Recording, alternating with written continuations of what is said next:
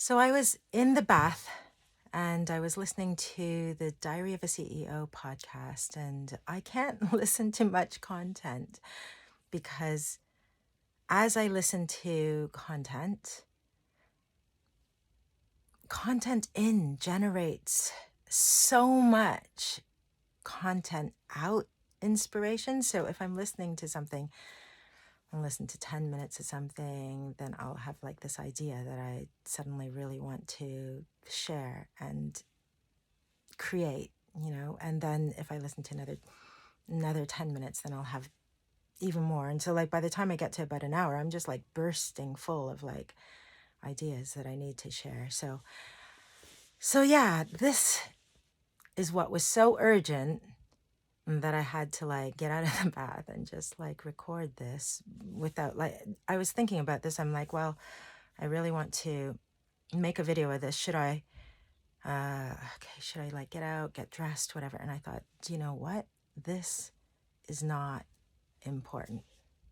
Like an idea that flashed through my head was, getting out of a bath, that's not like, it's not going to be very sort of photogenic or presentable or whatever, but I don't care because do you know what's a lot more important than how I look? Is just pretty much everything, actually. It's like my life, sharing what's important to me, your life, me helping you, all of this. And so,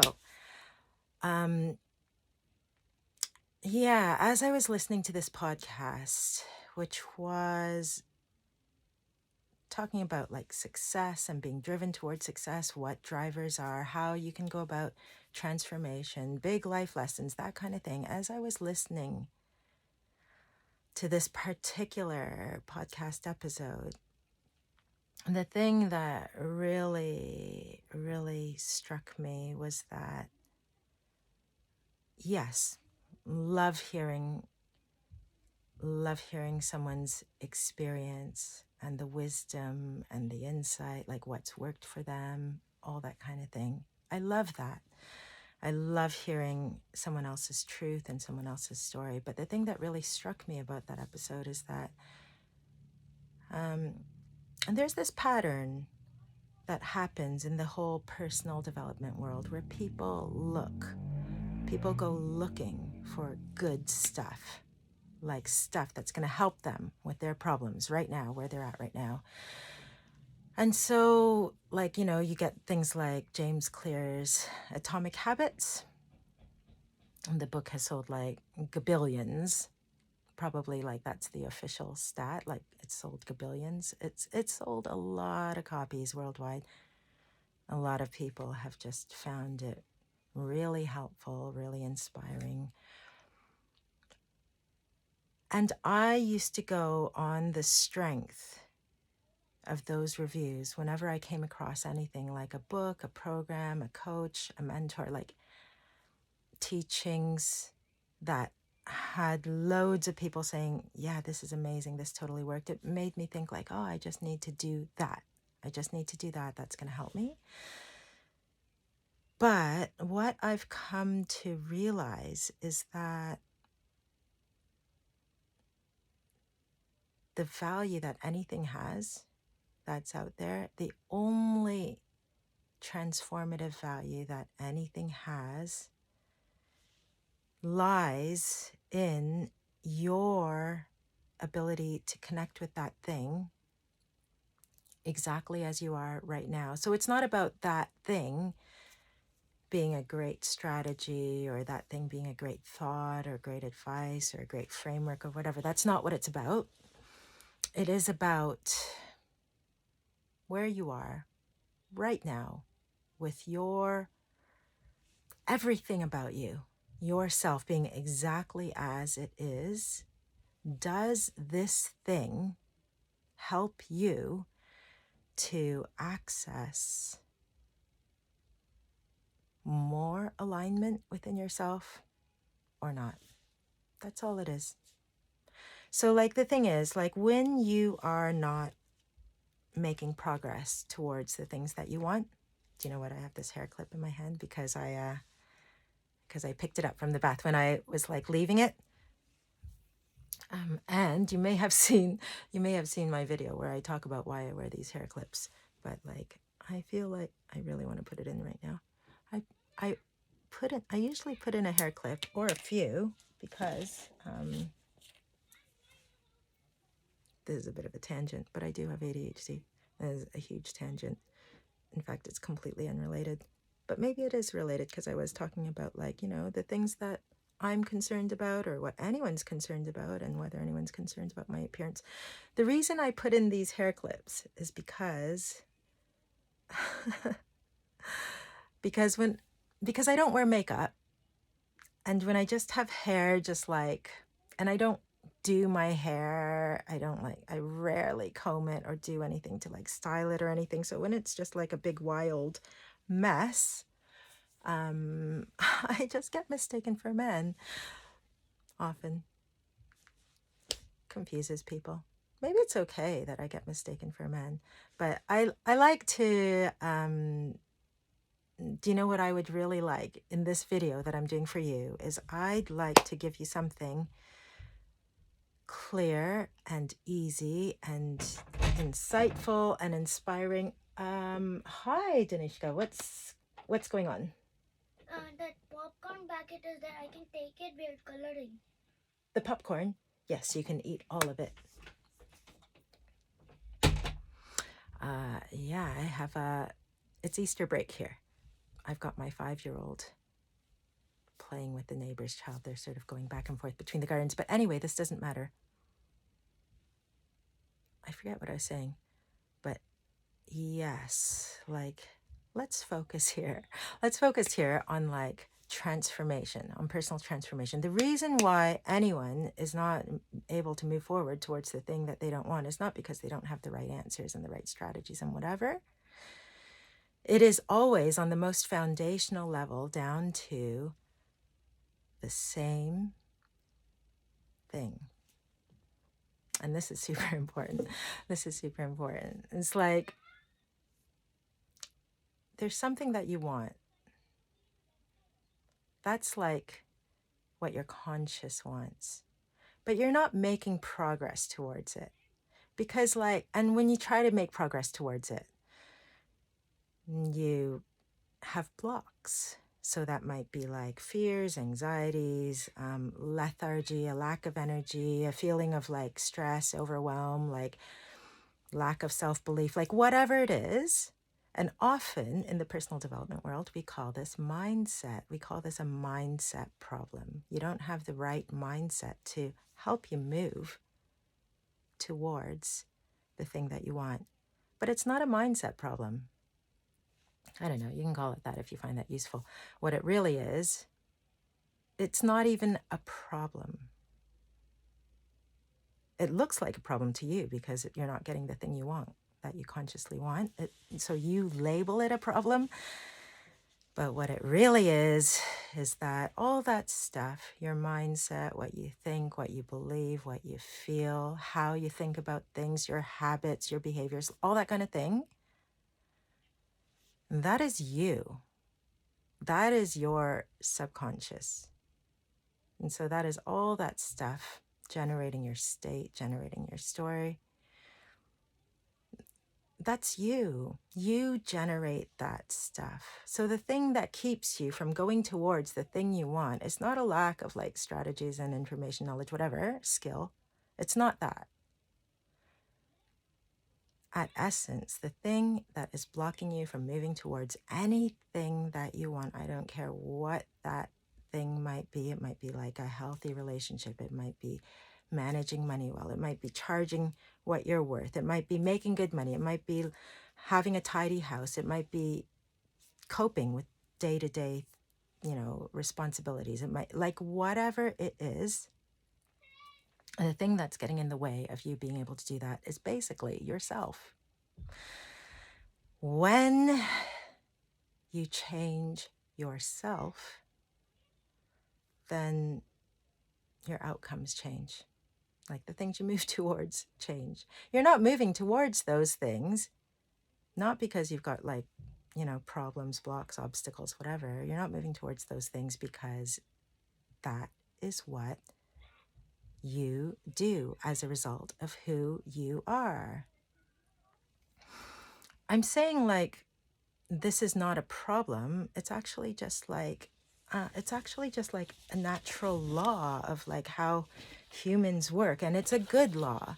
The way you work is that you create your day, you create your life, you create your experience from everything that you are. So that's your conscious, and your subconscious. It's both of those things. And of course, like studies have kind of looked into sort of like, what's coming from your subconscious. That's like your, your beliefs, your feelings, like all that stuff and like what's coming from, when we talk about your subconscious, we're talking about things that are automated. And so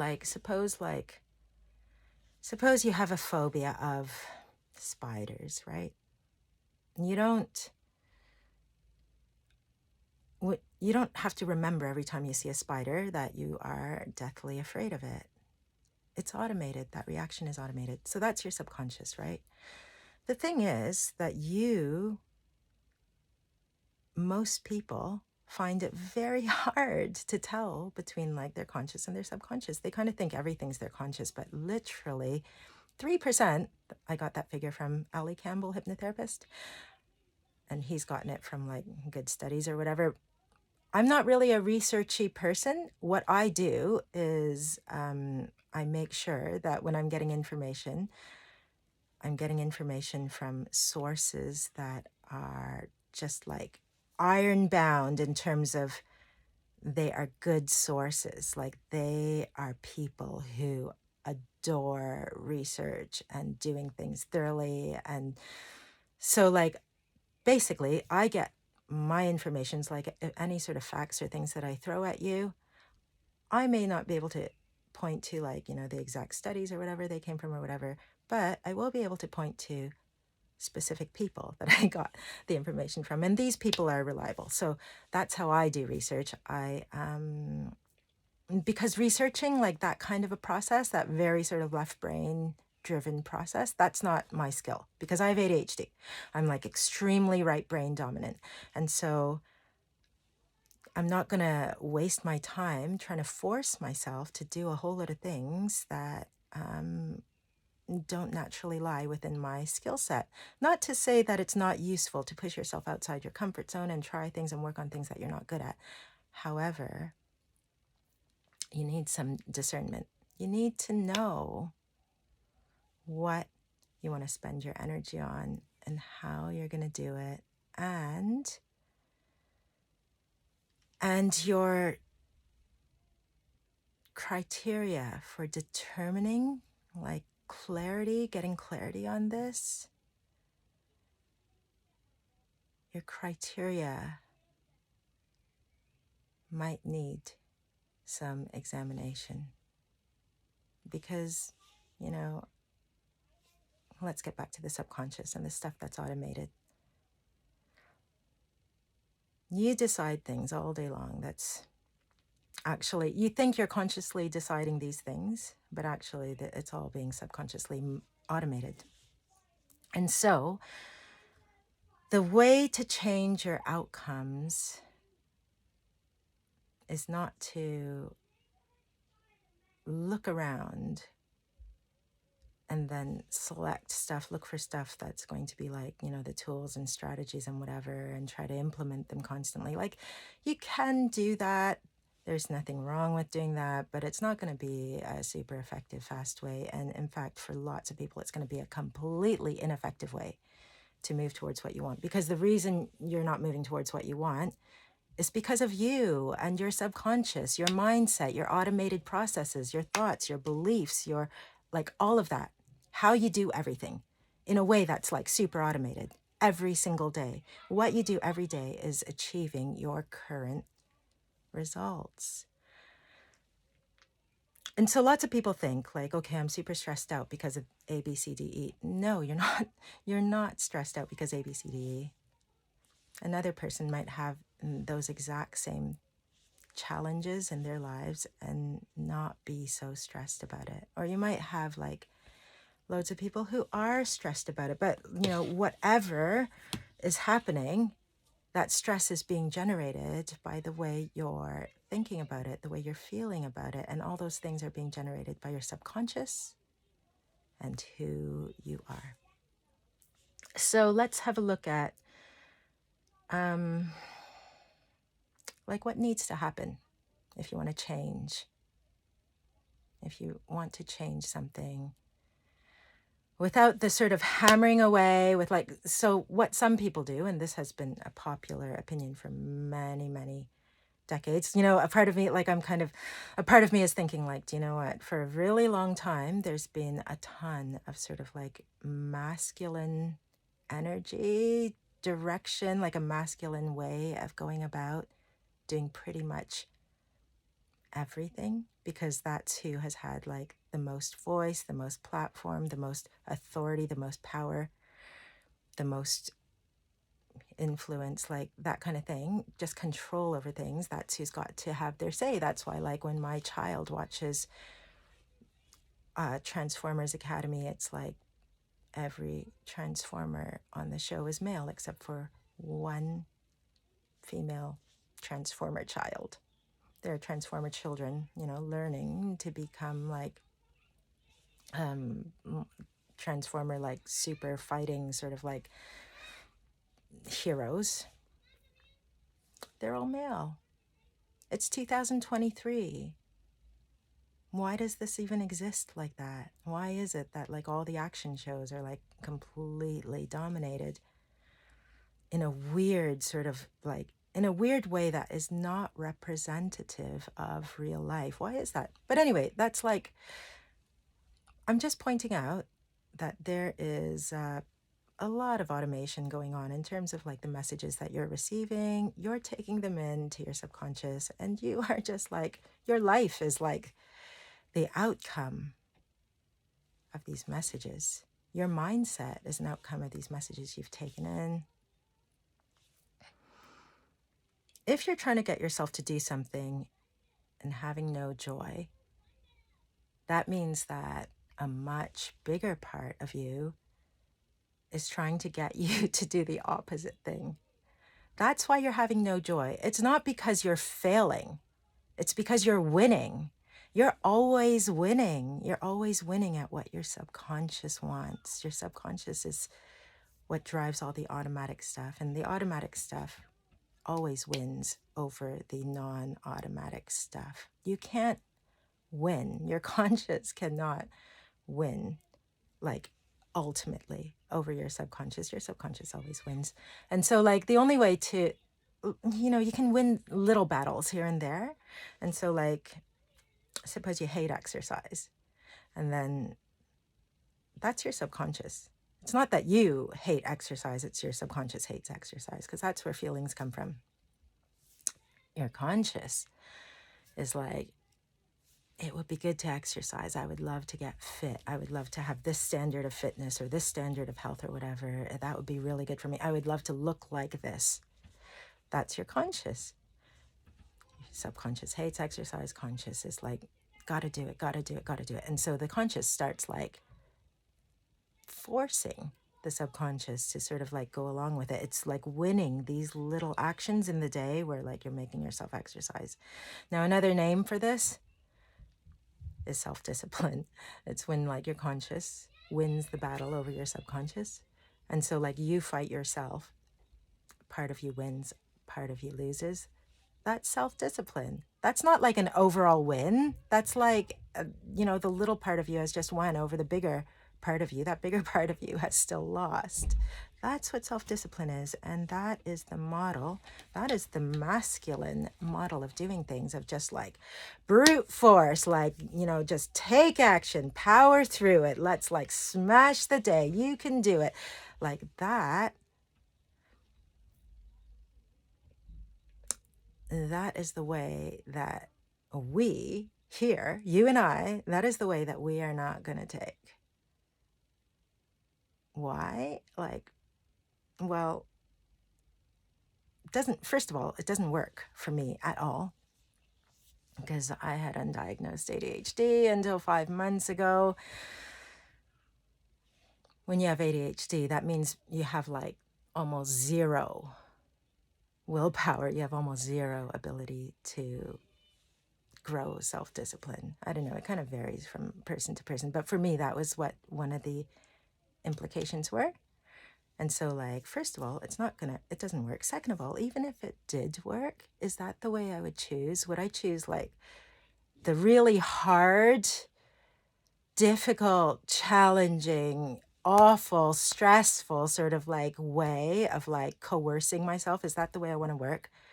Versus a sort of gentler, loving, nurturing, encouraging way that actually helps me to sort of grow and change all on my own to become like strong and powerful in my subconscious in a way that aligns with my conscious. Which way am I going to choose?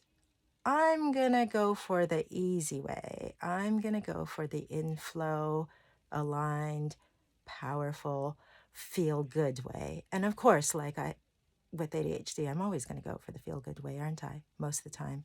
But anyway, it's kind of like, suppose you have a child who you want them to be an Olympic athlete. You can either go for the way of like terrifying the child,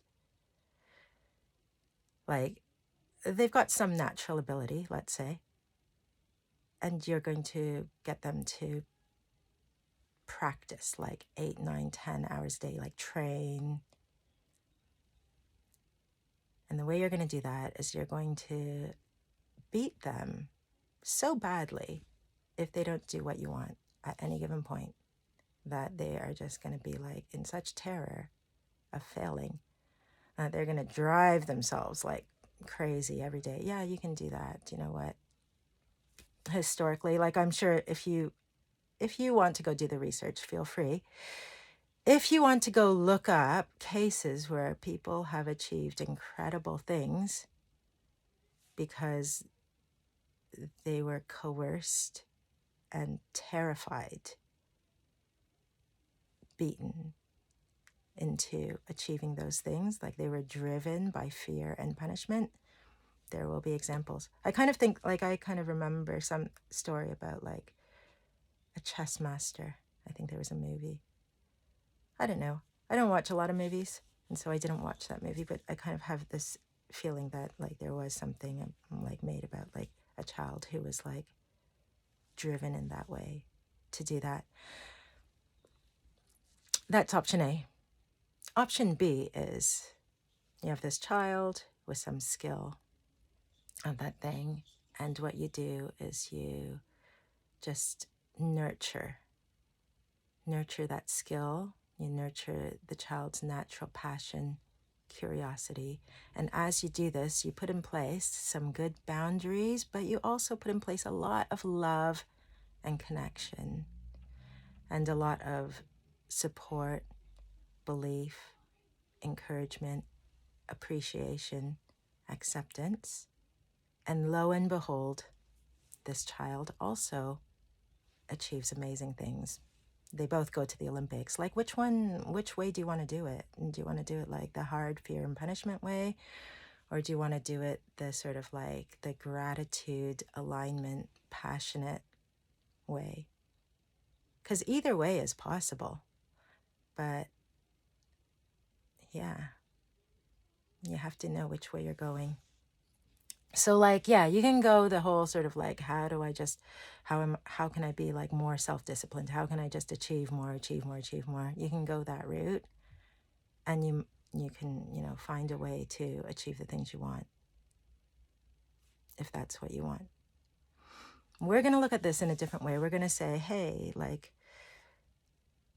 let's see why I don't want to like do the thing. Like, what am I putting in my way And what can I do instead that supports me doing the thing? And so, like, going that way means that when you set yourself up for a goal, when you say there's something you want to do in a day, if you fail to do that in that day, that means you didn't fail. It means you didn't do that thing, but, it means that is like giving you information about where you're at, what you need, who you are, where your subconscious is at. And so, like remembering, and this is something that Ali Campbell says all the time, is that the subconscious always has a positive intention. I'm going to quote Ali Campbell a lot, like the Scottish hypnotherapist, because right now I am so obsessed. I am so obsessed with hypnotherapy. It was something that I kind of thought would be like a nice little supplement for coaching and that kind of thing. And so I started doing Ali Campbell's trainings on hypnotherapy. And then when I started practicing it, both on others and myself, the results were so dramatic and immediate, like within days, like shifting things that had been like a huge, huge problem for like many decades kind of thing. It's just like I'm just completely obsessed with this way of working. So with hypnotherapy, so that's one option, right? With hypnotherapy, what I do in the way that I've learned from Ali Campbell is that I work with someone's subconscious mind and have a little chat with the subconscious mind. And I explain, hey, thanks so much for this stuff that you're doing. Like, thanks so much for your good intention and your positive intention. And thanks so much for all the good you've actually done. Yeah, thanks for your intention to try to keep this person safe, secure, connected, loved, fulfilled, whatever. But this thing here isn't working right now. And so actually, can you come up with a different way to fulfill that same positive intention? So like, suppose it's like smoking, like suppose like someone smoking in the subconscious mind is kind of like motivating you to keep smoking because it wants you to de-stress. It wants you to relax. It wants you to feel more confident. It wants you to feel like you're taking care of yourself, that you're giving yourself permission and space for things. Like, those are all good things. But suppose your conscious mind is like, but I don't want to smoke anymore. Your subconscious mind is going to have to find some other ways to fulfill those positive intentions. And so that's what we do in the hypnotherapy session. And in fact, I've got one video up on this channel about which is an interview I did with someone I did a hypnotherapy session for. And then we did the interview not quite 2 weeks after the session, but his life is completely transformed. And it was done in a session just through this little conversation with the subconscious mind when they were in trance, when they were hypnotized, when they were in this state of hypnosis deep enough for the subconscious to be receptive to having this conversation. And so having this conversation, coming to some agreement, the subconscious mind deciding to take a new course of action. So that's what happened. This is the way that we are going to work on this channel. So if you're interested in this, stick with me and put your, you can post questions anytime, or questions or comments. Right now, this is a very new channel. I'm not marketing it anywhere or letting people know yet. I'm just finding my feet in terms of building a business, offering something. I don't know how much longer I'll be, I don't know how this is going to go, but my vision for the work I do here and the way I want to serve you, my vision is huge.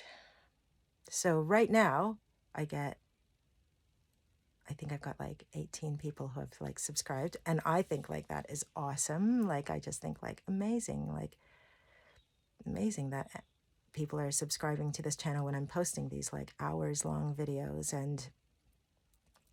And those people are not like my friends or anything. They're just like strangers that have stumbled across the channel. That means a lot to me. I'm not concerned about the number of subscribers I have or whatever. I'm not going to like be like, everybody please subscribe to my YouTube channel. What I want is for people to be subscribing, not because I need the support, but because you're getting something out of it. And if the way I do things, the way I frame things, the way I deliver things, and the message that I'm giving is useful to you, if these videos are useful to you, yes, please like, subscribe, comment. But what I was going to say is that if you put anything in the comments, I will personally respond. I will personally respond to anything you put right now, like these days, like 2023. I don't know how much longer, because I just have so much I want to share in terms of like, you know, how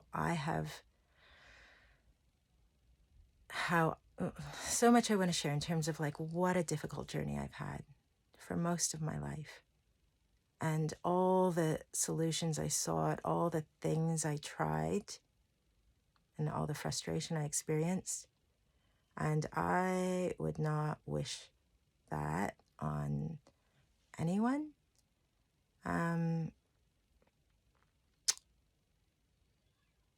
But like, I am in an incredible place right now. Like, and it's been, for me, the massive shifts have been first getting diagnosed with ADHD and going on ADHD meds. That was like, that kind of opened up a space for me where I wasn't just like instead of every day struggling just to keep my head above water, for the first time in my life, I just was able to just kind of have normal amount of stress in a day, where I felt like in any given day I was still like, oh, I still have way more things that I feel I need to do or want to get done than I have time for. I still feel that way. However, in any given day, I can choose something and I can do something. Like before meds, I didn't have that option. I couldn't choose anything. I was too overwhelmed most of the time. And if I did choose something, I couldn't make any progress on it. So, yeah, when I went on meds, suddenly like life opened up for me in a completely different way. And I'm not saying like meds are the answer for everyone. Like, I think what I'm trying to teach here is not about the particular things that I used, but it's about the bigger lessons that I learned after I was able to start living life in the way that I wanted. I came to realize these huge things that are not actually being taught anywhere else.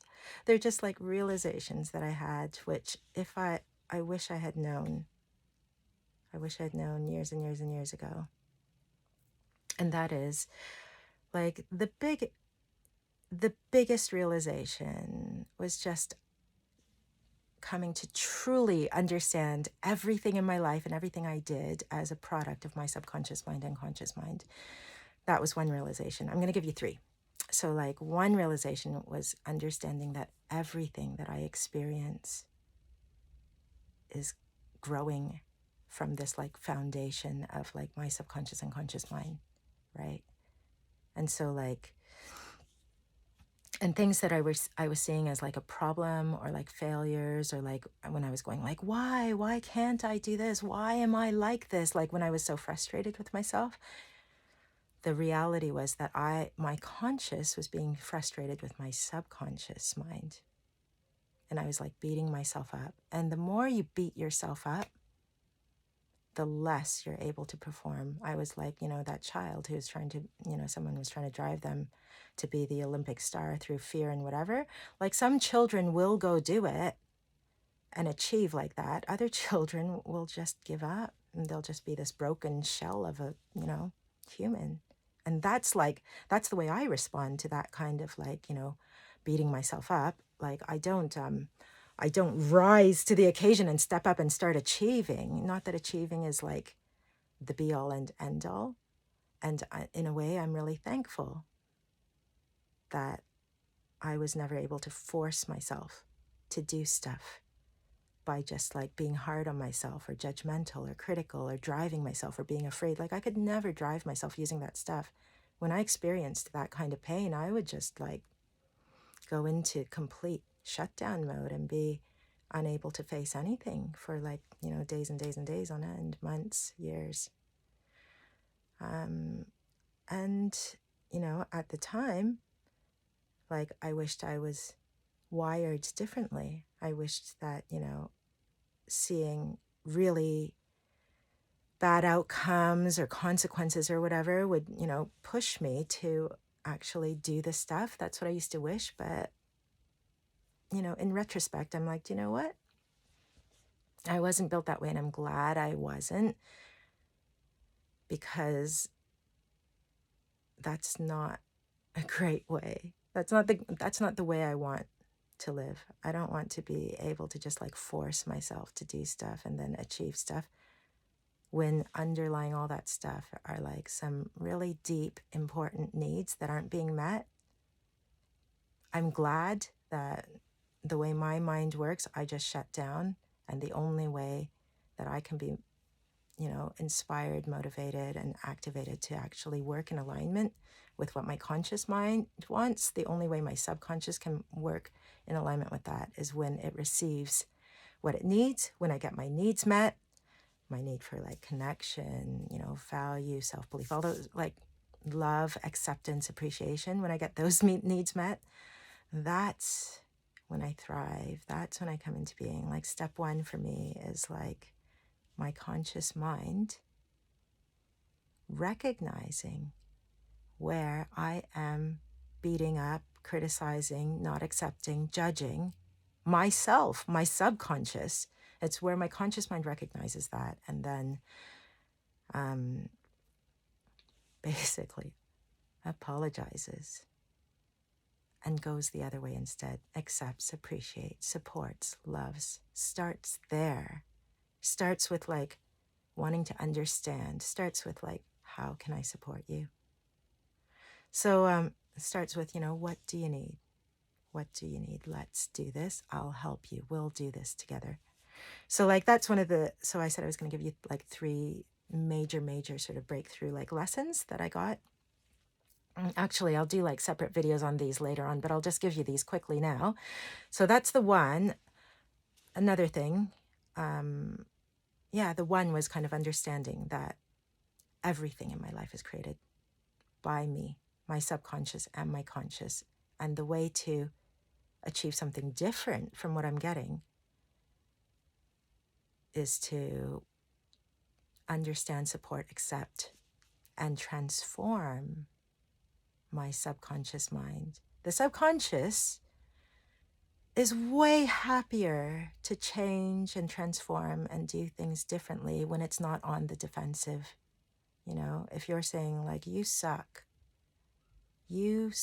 for eating that chocolate cake. If you're like saying that, your subconscious is going to fight back. It's going to be defensive. It's going to be like, no, I need that chocolate cake. And it actually makes me feel better. I'm eating it for comfort. I'm eating it for like, because I deserve it. And I like want to feel like, I'm allowed to have stuff. Like, your subconscious is going to spend all its energy doing that. Whereas if you're like, hey, subconscious, you ate that chocolate cake and like you made me eat that chocolate cake. That's what we're doing here. And that's completely okay. Even if like, I do want to get fit and I do want to get healthy, and like, let's have a look at how we can do that in a way that is aligned with self-love, self-belief, self-acceptance, Once you start coming from a place of acceptance and appreciation, your subconscious will stop fighting you so much and it will start transforming. So yeah, that was lesson 1. And then lesson 2 is like understanding everyone is always doing their best. And that goes for literally everyone in every single moment, including myself, including yourself. Doesn't matter how hideous someone's behavior looks. That has no bearing on whether they're doing their best or not. There is like this sort of like thing that exists where people are like, oh yeah, well, they totally could have done this other thing. Do you know what? If they could have been the person to do that thing better, to do it a different way, in that exact moment, they would have. Everyone is doing their best. And so you get, the psychopathic serial murderer. Like, do you think they want to be a psychopathic serial murderer? Like, you get the person who is like hideously like doing atrocities to someone else. Like, that is what it looks like for them to do their best in their moment. And people think like the biggest problem that is like the biggest myth that is all pervasive everywhere is this complete discounting of the subconscious mind. And so people think like, oh, on a logical level, that person could have chosen, not to beat their child. And they could have chosen not to kill that person. They could have chosen. And I'm like using these really extreme examples just to really make a point that this really is like this way of looking at life and people, like it only works and it's only really comes into its power when you apply it absolutely, like when you're able to absolutely understand that anyone in any given moment is doing their best. As soon as you give like any sort of like, actually, like, let's draw the line here, like if someone's doing that, no, they're not doing their best, they could have done better. The huge myth where people discount their subconscious is you're saying they could have done better because logically, their conscious mind, they could have made a conscious decision to do something different, but they did not. The reason they did not is because their subconscious, which drives like 97% of all everything that we do in any given day while we're conscious, the subconscious is driving, controlling 97% of what you do. And this goes for like Zen monks as well as, babies. So when people are like, oh no, they could do better, actually, like you're getting some things mixed up there. No, they cannot do better. They are doing their best. Everyone is doing their best at any given moment, including you. Everything that you have done at every moment up to now has been your best. As you get different, the only way you can do different is when you change. That's what enables you to do better or to do it differently. It's like your subconscious automates and controls 97% of what you do. It's like your response, your reaction in a situation. The only way that you're able to do something better, and you are always, like your subconscious is always choosing the best that it can do. That's the best that it can do. And the only way that level changes of what the best is when your subconscious changes. And your subconscious does change and transform all the time. Your beliefs, your feelings, like all of that stuff. Like I mentioned, like hypnotherapy, you can like do some incredible, like profound changes, like even in like 20 minutes, right? But most people do not use like hypnotherapy regularly or at all, ever. I would say like probably more people have not used hypnotherapy to explicitly, intentionally change their subconscious to align more with something that they want, a transformation that they want. Most people have not. And so, but that's one way. But there are lots of other ways where you can work on your subconscious, and you see those ways kind of like out and about. So your subconscious mind, it's like your subconscious mind is like your non-linear, creative, illogical, timeless sort of like that. It is that part of you. It's the part of you that comes out to play when you're dreaming, when you are fully unconscious. Like your conscious mind is like out for the count. Your subconscious is getting to create your experience while you're unconscious. And like what's happening in your dreams, you're like, I don't know about your dreams, but my dreams, I'm like, my dreams, there is no like logic in terms of space and time. Like I will walk in my dreams, I will walk into my house, which is my current house, but my house will be in Hawaii or on a big, like in the middle of the ocean or like under the sea or in space, right? That makes no sense. There's no logic there. And then like I'll be doing that, but suddenly in my dream, I'll kind of be in this other scenario and I'll be trying to figure out what's going on. And then in my dream, I'll be thinking, oh, I've been doing this for like a long, long time. Like scenarios will suddenly exist and suddenly time will have passed like a decade or something, but I've just gone from like one scene to another in a dream. And it doesn't matter if like anything links up or makes sense, nothing. There are no rules of logic. That is your subconscious mind. And that is the part of you that is running 90% of your day, every day. And it's very popular for people to hate stuff that they're like there's this idea of self-sabotage, right? Like what are self-sabotaging behaviors? Like behaviors where you are like destroying things that you want, destroying your life, working against you. The thing is, those behaviors, when your conscious mind looks at it, look self-sabotaging. When your subconscious mind looks at it, those behaviors look essential. Your subconscious mind is actually generating those behaviors based on its own non-logic, its own like beliefs, feelings, like all of meanings, like, values, like all of that stuff that's like well embedded in your subconscious. It's doing those behaviors that you're calling self-sabotaging. So straight away, like, if you're calling it self-sabotaging, you are failing to understand this basic principle that it's actually, like, it's not self-sabotaging, it's self-fulfilling. The subconscious is fulfilling its will. Your conscious might not like it, but it's coming from you.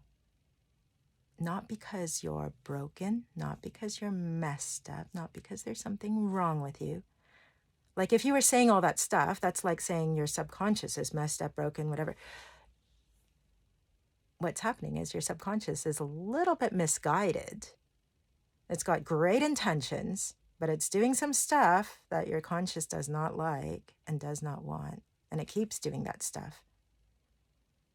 But it's got absolutely 100% great intentions. That's not messed up. What's messed up is your conscious mind judging your subconscious and like hating it on it. That's the messed up bit, actually. But actually, even that's not messed up. That's just like it's misguided. You're just getting the wrong end of the stick. And everything comes together and starts working together, working in flow. You start being able to do things in alignment with like where you want to go, what you want, how you want to be, who you want to be. You start even getting to know what those things are when your conscious and subconscious love and appreciate each other and start working together. Because as long as there is a conflict there, as long as there's like that internal hatred going on, hatred, judgment, non-acceptance, or whatever, what happens is each side fights to win. They fight to sort of prove that they're right, prove that they're lovable, prove that they're valuable. You know, your subconscious is going to keep making you eat the chocolate cake because it wants to prove to you that, like, you know, it's doing this for a good reason, and you need that, you want that, it's good for you. Your subconscious is going to send you feelings and thoughts that support that. And if your conscious keeps like saying like, no, that's bad, whatever, it's going to keep fighting. So yeah, these three sorts of ideas that I wanted to get across was like, your subconscious and conscious are constantly creating your life and outcomes. This is great news because it means that all you need to do in order to transform your life, all you need to do is start looking at things through this other lens of like, what is my subconscious up to? What is my conscious up to? And how can I support myself in every way? How can I get my needs met? How can I pay attention to the needs of my subconscious as well as my conscious? How can I express appreciation and gratitude and all that? So that's point number one. Point number two is everyone is doing their best every single moment. Now, the reason why this fact can be really hard, like this is a truth, but it can be really hard to accept. And the part of you that wants to reject that truth is the part of you that is hurt and wants someone to take responsibility. And it's the part of you that looks at somebody who's being hurt and they want someone to take responsibility. So these things are not incompatible. It is possible to say somebody is doing their absolute best in any given moment, and also to say that person does need 100% to take responsibility for themselves, their lives. Like, in a way, it's irrelevant whether someone's doing their best or not, if that thing they're doing is hurting someone else or is problematic, you know, to themselves or to others or whatever. Like, suppose, like, you know, someone doing their best looks like them just like self-harming, right? You don't go like, oh, they're doing their best, that's okay. You go, they're doing their best right now. What help do they need in this situation? What support do they need? Because this is what their best looks like. They clearly aren't able to manage. And so, so on the one hand, like, suppose you had a really, really traumatic sort of upbringing, like a really traumatic childhood, and lots of abuse. And so suppose you're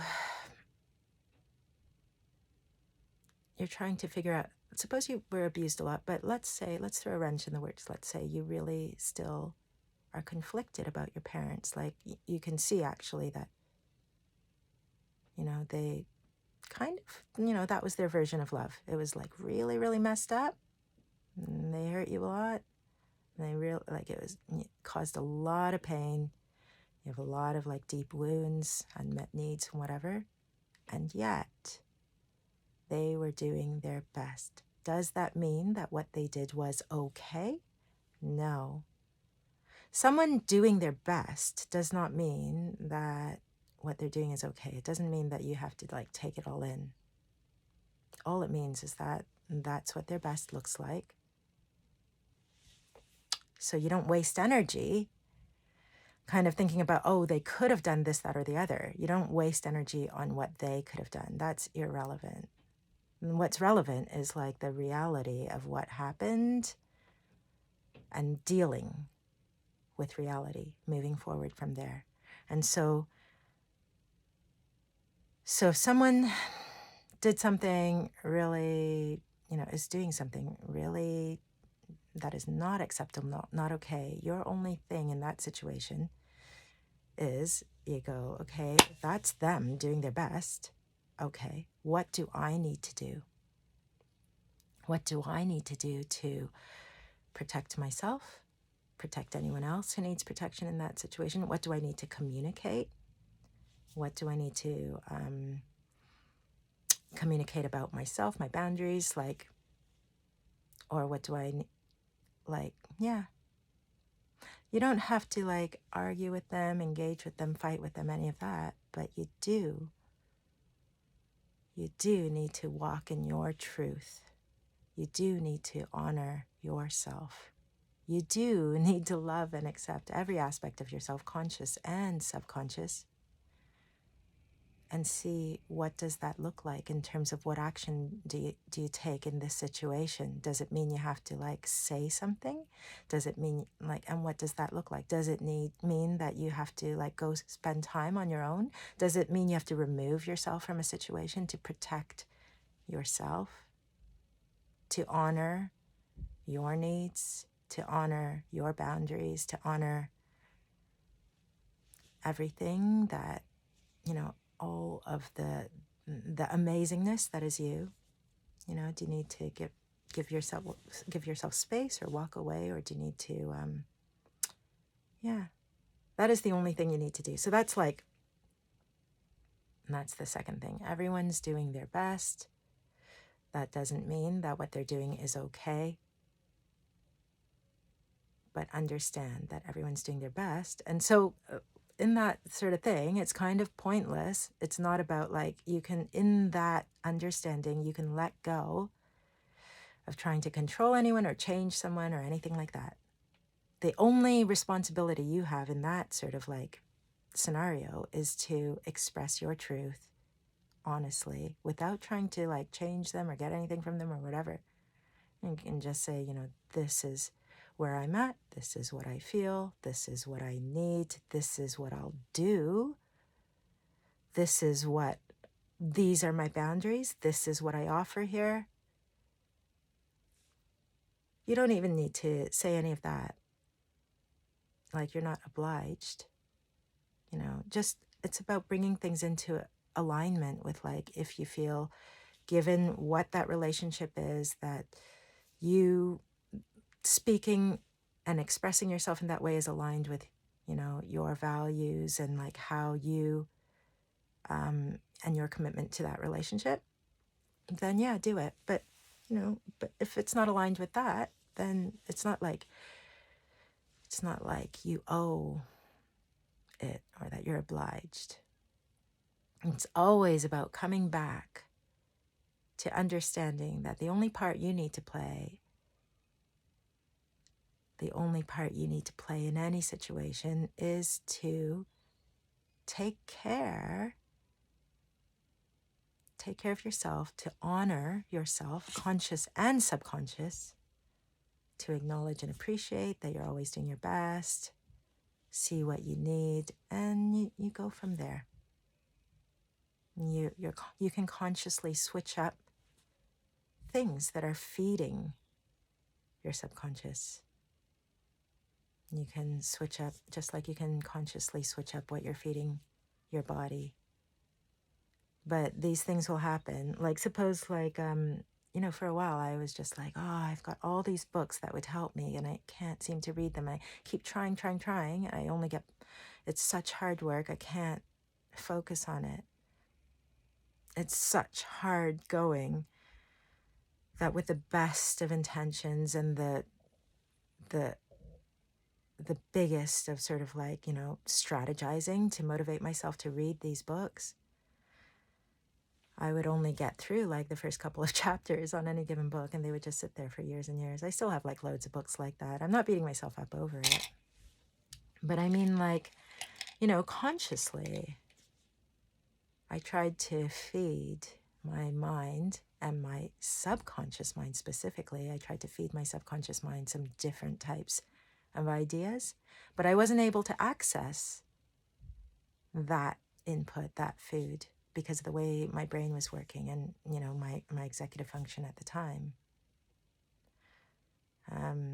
But, you might be able to. And so it's always working with what your subconscious, working with feeding both your subconscious and your conscious mind really, really well, taking care of it really, really well, whatever it needs. So like,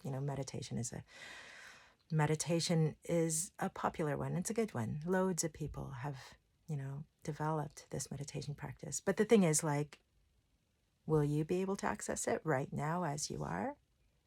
Maybe.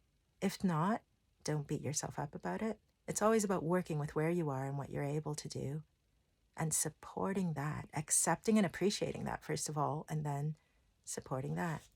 So that's the second thing.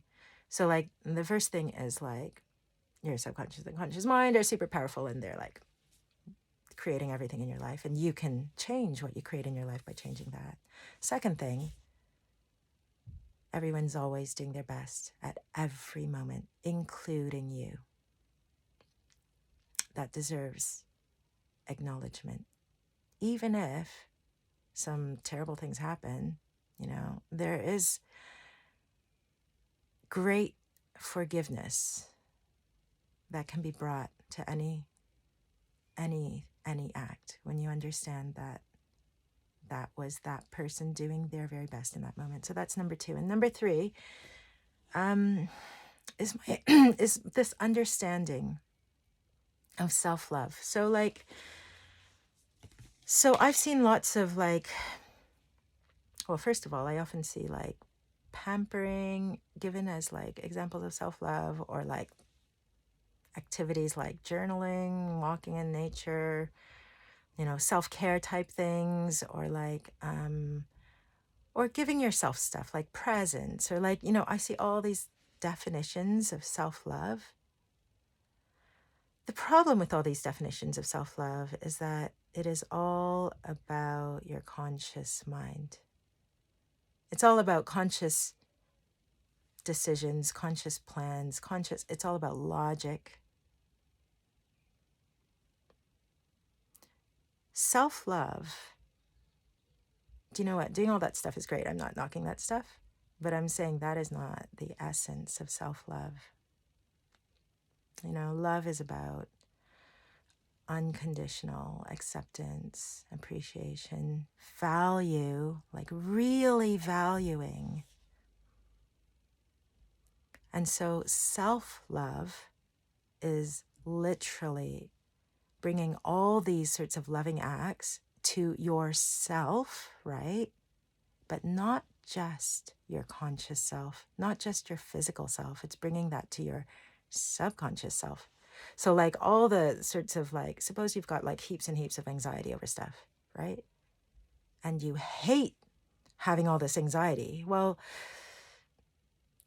I understand that you don't enjoy that experience, that it's like not pleasurable, but like hating that you have anxiety is like hating on your subconscious for being the way it is. It is hating yourself. And so this is the other thing that people get really, really confused about. They think that if you love, and this is similar to like everyone's doing their best in any given moment, people confuse loving, being willing to love, accept, appreciate. They confuse that with you saying like, oh, that's okay, just keep doing that. Like, do you know what? Just do that forever. That's not what that means. It's not like your stamp of approval. You loving someone is not your stamp of approval on how they are. It means that you accept them despite, these things that are absolutely not okay. But, you're not going to abandon, reject them, judge them for that. You're there to support them. You wish them the best. You support their well-being. You want the best for them. So let's go back to the anxiety example. Suppose you've got heaps of anxiety. It's kind of like starting with acknowledgement. like anything about yourself that you don't like or whatever, it's first of all acknowledging that, oh, that stuff's coming from your subconscious. And your subconscious means well. It's a bit misguided, but it means well. It's doing this to try to protect you or help you. Okay, so it's gotten a bit misguided. Like what, like how can you help clear up that, you know, that little bit of like misguidedness? How can you help your subconscious? How can you help your subconscious to sort of relax and let go of this stuff, right? And so it's not about hating on your subconscious for like, you know, being so anxious or whatever. It's about, first of all, you start with like appreciation and acceptance. You're like, okay, yeah, anxiety's coming up and that's okay. Like, not that, you know, it's okay for me to be anxious in my life all the time. That's not what you're saying. You're saying, hey, you yourself are feeling anxious. That is the reality right now. That's okay. Even though, like, we're going to work on changing that. That's, you know, it's okay. And thank you, anxiety, for like trying to help. You know, it's not helpful, sure, but you can thank the positive intention of the subconscious in like having this anxiety. You can say, okay, like, you know, what's underneath this? And like, how can I help you so that you don't have to feel this way anymore? How can I help you? So, self love, back to point number 3. Self love is simply about you loving every aspect of yourself, accepting every aspect of yourself. So this means looking at things that, like, if you're really, really afraid, suppose like you do a lot of things that are like guilt motivated because you're really afraid of like hurting someone, or you're really afraid of like you're really afraid of what will happen if you don't like please people or whatever. Like these are all like subconscious sort of things, right? It's understanding that I've just lost my train of thought. So talking about like, yeah, love and acceptance. It's about understanding that, you know, you are doing those things, not for a logical reason. Oh, I remember. I was going to go a little bit into like the whole shadow work thing. So like self-love is about accepting all the parts of who you are and looking out for the parts of yourself that you don't accept, that you don't give permission for. And so like suppose like for example, here's a good, here's a good one. So I have ADHD, undiagnosed. It was diagnosed like 5 months ago. I lived with it all my life. Like one of the some of the main sort of characteristics of ADHD was like massive impulsivity, massive dysregulation. I might, you know, if I was afraid to like, sometimes I'd be afraid to start talking in like a group conversation because I would be afraid of like dominating the whole group by accident. I would be afraid that I would start, I would be afraid that in my ADHD non-awareness of how long I'm talking or what I'm talking about and going on tangents and not being able to stick to a topic or whatever, that I might ramble for like an hour. Easily done. I'm sure you can see how easily it's done. Like I've been talking for 68 minutes now, but I used to be really afraid of that. And then anytime I spoke in a group, at the end of what I was saying, I would be like, oh, I'm so sorry. I've just been talking for ages. I've just been rambling on and on. I was so like, I was so not okay with my subconscious, like the way my mind worked, that sort of like that whole, the subconscious is that sort of like, as we said, like the non-linear, creative, rambly, like weird dream, like crazy tangents all over the place. Yeah, that's how the subconscious works, actually. And I was so subconscious dominant. I was so right brain dominant. I was so dysregulated ADHD, but I was not okay with that. Not consciously. I could see that that was not socially acceptable. I could see that that was wrong. And just like, that's wrong. And I like put loads of judgments on that. That's like not considerate. It's so like not thoughtful of other people. It's not giving other people room to talk. It's not like it's being like really, really selfish, self-centered, self-absorbed. It's being so like lacking self-awareness. It's like taking up way more than your fair share of time and space and whatever. Like these were all things that my conscious mind thought about myself, my behavior. Like any sort of judgment that you bring to like stuff you're doing.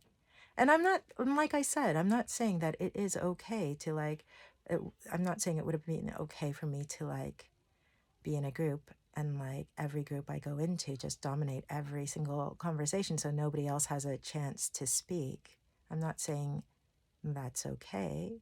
But what I'm saying is that I can be okay with myself being that way, doing that. I can,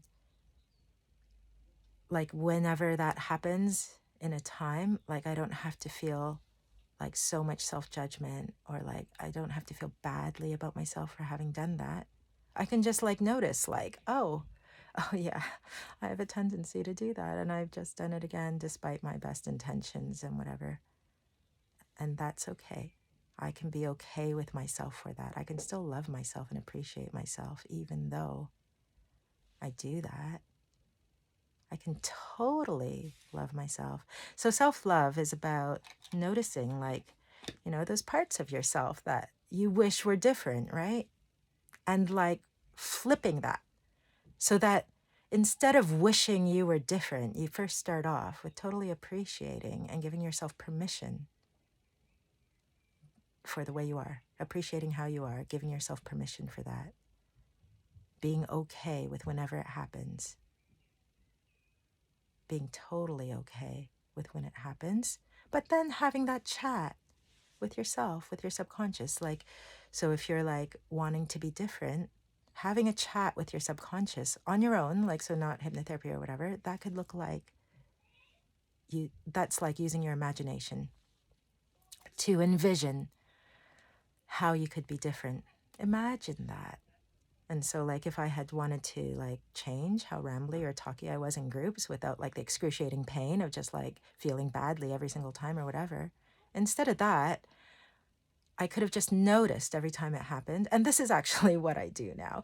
And so this is like the journey, like where it's brought me to. Like if I notice myself doing something and then for an instant afterwards, I notice like I'm feeling badly that I did something or I'm feeling critical, self-critical, I notice that my conscious is judging my subconscious. And then I'm like, I make peace between them. So I'm like, okay, hey, conscious, it's okay that I did that. It's okay that subconscious me did that, but let's use this sort of like little feeling of like, oh, I didn't like that, to have a chat with the subconscious, to sort of give it ideas in the language it understands. The language it understands is imagination. So let's imagine, what would it look like? How do I want to be in a group discussion? Do I want to be like, so I could be like, oh, I want to just be like so attuned to everyone's needs and like the group dynamic and the energy and how it's flowing. And I want to like I want to create inspiration and insight. I want to like bring value. I want to serve and like speak to people where they're at, but I want to keep it useful and like I want to make it like more sort of like snappy, more powerful. Like I could imagine that. What would that look like? And I could just kind of imagine like, and I don't have to imagine like exact words or anything, but I can just imagine, oh, if that were the case, so what can my imagination take in of that? And if I were to do that, that is actually having that communication with my subconscious letting my subconscious know that, okay, subconscious, I know you do this, all this stuff for lots and lots of good reasons. Thank you for always trying to help me, protect me, serve me, whatever. Thank you. But here, do you know what? That's not quite what I want. Totally okay that you did that and that you are that way. And I appreciate your good intentions.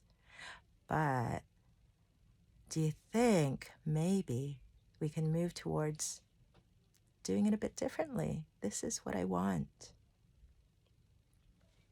Imagine it. Give yourself a couple minutes just going like, envisioning how that would feel, what it is that you want, how you want that to like be, how you want to be like yourself, in yourself feel, like how you want to be operating. What skills do you want to be going on there? Take a few minutes to just imagine that. And when you imagine that, your subconscious is listening. You're directly speaking to your subconscious in a language that it knows. And you're collaborating with your subconscious so that it can start working towards what you want, start aligning with what you want. So instead of wasting energy just feeling badly about yourself or like criticizing your subconscious, which is the opposite of self-love, you can do the loving thing, which is like accept, acknowledge, give space, give permission, and then collaborate, co-create, be on the same side as your subconscious. Oh my gosh, time is going, and I just totally remembered that I'm supposed to take my son to gymnastics, maybe like right now. So I'm gonna go, and so there you go. 3 amazing, profound, insightful, sort of like game-changing, life-changing lenses, a way of looking at life and yourself, and a way of understanding self-love, that as you apply these things, I just like take these ideas and like hold them and see if they resonate with you, see if they're true to you, see what they bring up. And but as you do that and as you apply these things, this is